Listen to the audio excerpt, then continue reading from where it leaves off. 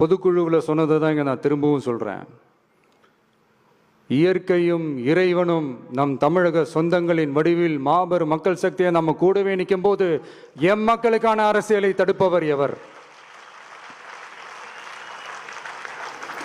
அதனால தோழர்களே, நமக்கு வந்திருக்கிற இந்த இடையூறு வெறும் டெம்பரவரி மட்டும்தான். எல்லாத்தையும் தகர்த்தெறிவோம், மக்களோட கை கோர்த்து நிற்போம், மக்களோட களத்தில் போய் நிற்போம்.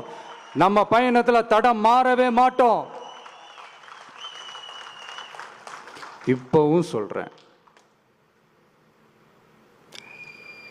2026 2 பேருக்கு நடுவில் தான் போட்டியே.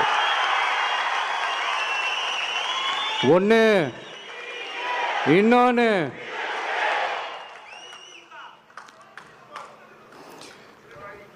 இந்த போட்டி இன்னும் ஸ்ட்ராங்கா மாறப்போகுது. 100% வெற்றி நமக்கு. வாகை சூடுவோம், வரலாறு படைப்போம். கான்பிடென்டா இருங்க, நல்லதே நடக்கும், வெற்றி நிச்சயம். மீண்டும் சந்திக்கும் வரை நன்றி, வணக்கம்.